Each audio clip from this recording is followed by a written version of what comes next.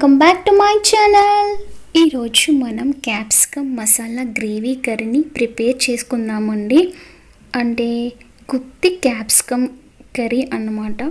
ఈ రెసిపీ వచ్చేసి మన రోటీలో కానీ చపాతీ, జొన్న రొట్టి, పూరీలోకి, రైస్లోకి కూడా చాలా యమ్మీగా, చాలా స్పైసీగా, చాలా బాగుంటుందండి. ఇంకెందుకని ఆలస్యం, అది మనం ప్రిపరేషన్కి వెళ్ళిపోదామా. ఇక్కడ నేను స్టవ్ వెలిగించాను, ఒక ప్యాన్ పెట్టాను. దాంట్లో 3 to 4 టేబుల్ స్పూన్ వరకు ఈ గ్రౌండ్నట్స్ని రోస్ట్ చేసుకుంటున్నానండి. ఇవి కాస్త రోస్ట్ అయిన తర్వాత ఇక్కడ నేను గసాలని తీసుకున్నానండి. 1 టేబుల్ స్పూన్ వరకు గసాలని తీసుకున్నాను. వీటిని కూడా లైట్గా రోస్ట్ చేసుకోవాలి.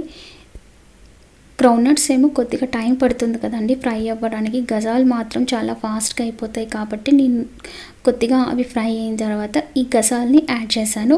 నెక్స్ట్ ఇక్కడ కొద్దిగా ఎండు కొబ్బరిని కూడా తీసుకున్నానండి, డ్రై కోకోనట్స్. వీటిని కూడా లైట్గా రోస్ట్ చేసుకుందాము. ఇక్కడ నేను 2 ఇలాచీని తీసుకున్నాను, ఒక 1/2 టేబుల్ స్పూన్ వరకు సాజీరా, 2 లవంగాలు, ఒక చిన్న చెక్క ముక్కని కూడా కాస్త రోస్ట్ చేసుకొని పక్కన పెట్టుకోవాలండి. నెక్స్ట్ నేను అదే ప్యాన్లో 1 టేబుల్ స్పూన్ వరకు ఆయిల్ని యాడ్ చేశాను. ఆయిల్ అనేది కొంచెం వేడైన తర్వాత ఒక పెద్ద సైజ్ కప్ అంతా, అంటే ఒక పెద్ద ఆనియన్ అనుకోండి, దాన్ని కూడా మనం ఆయిల్లో ఫ్రై చేసుకోవాలండి. మరి ఎక్కువ ఫ్రై చేయకూడదండి, కొంచెం లైట్గానే ఫ్రై చేసుకోవాలి ఈ ఆనియన్స్ని. ఇక్కడ చూసారా, ఇక్కడ ఆనియన్స్ ఎలా ఫ్రై అయిపోయాయో. దీంట్లో మనం ఒక పెద్ద సైజ్ అంతా టమాటాని కూడా నేను యాడ్ చేశానండి. దాన్ని కూడా కాస్త మగ్గనిద్దాము. దాంట్లో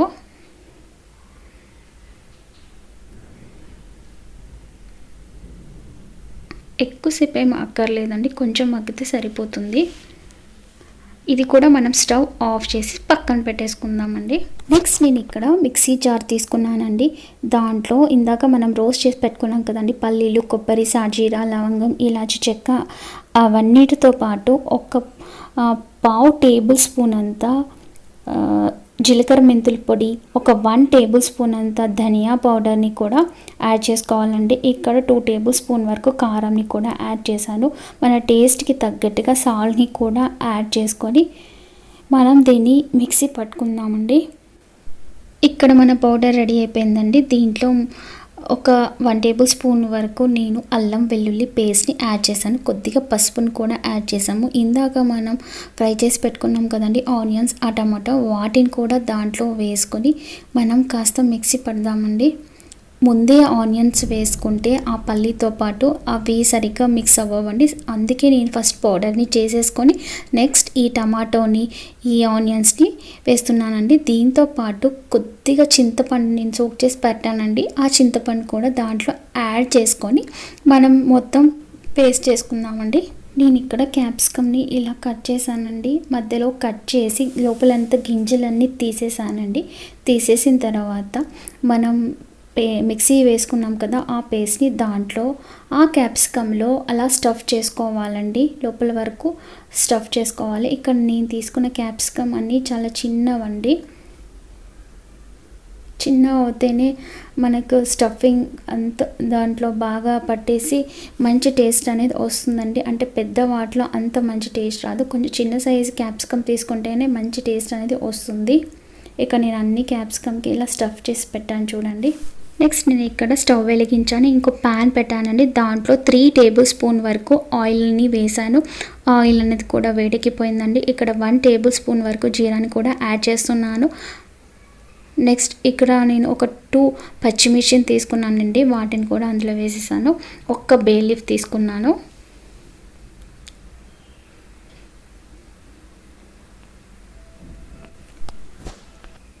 నెక్స్ట్ ఇందాక మనం స్టఫ్ చేసి పెట్టుకున్నాం కదండి ఆ క్యాప్సికమ్ని దాంట్లో వేసుకుందామండి.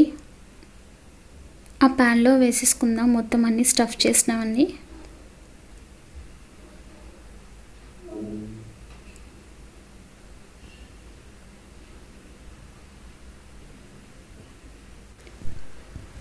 అన్ని క్యాప్సికమ్ స్టఫ్ చేసిన క్యాప్సికమ్ వేసుకున్న తర్వాత కొద్దిగా పసుపు, కొద్దిగా సాల్ట్ని కూడా యాడ్ చేసుకుందామండి. సాల్ట్ని కాస్త చూసి యాడ్ చేసుకోండి, ఎందుకంటే ఇందాక మనం పేస్ట్ చేసాం కదా, దాంట్లో కూడా సాల్ట్ని యాడ్ చేసుకున్నాం కాబట్టి కొంచెం చూసి యాడ్ చేసుకోండి.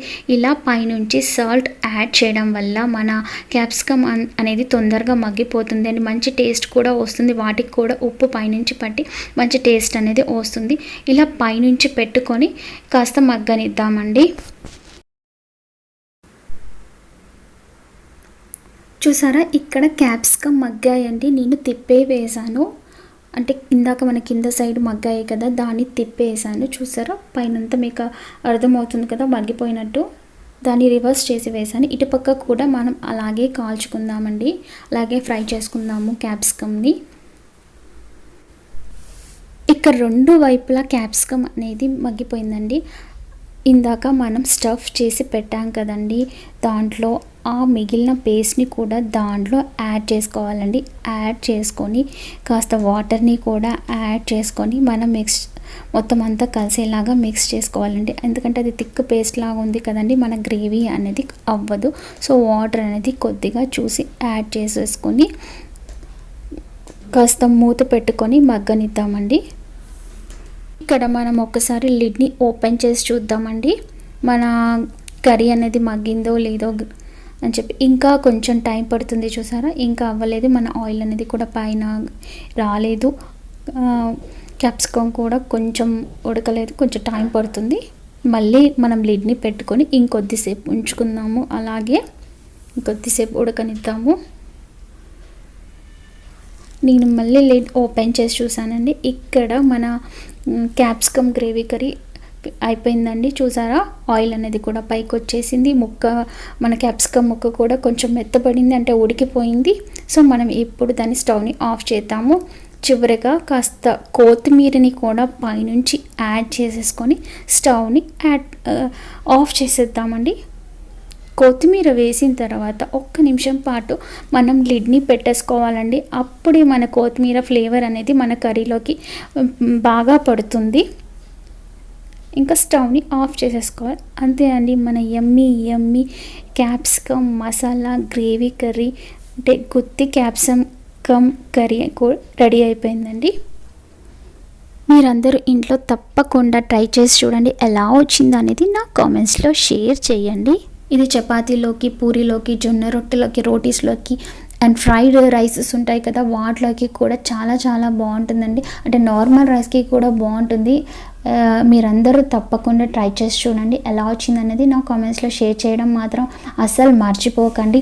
ఫస్ట్ టైం నా వీడియో కనుక చూసినట్టయితే సబ్స్క్రైబ్ చేసుకోవడం మాత్రం మర్చిపోకండి. మీకు కనుక ఈ వీడియో నచ్చినట్టయితే మీ ఫ్రెండ్స్ అండ్ ఫ్యామిలీ మెంబర్స్కి కూడా షేర్ చేయండి. సబ్స్క్రైబ్ చేసుకోవడం మాత్రం అస్సలు మర్చిపోకండి. కింద వచ్చే బెల్ బటన్ని కూడా యాక్టివేట్ చేసుకోండి. అలా చేయడం వల్ల నేను చేసే ప్రతి ఒక్క వీడియో మీకు నోటిఫికేషన్ ద్వారా వస్తుంది.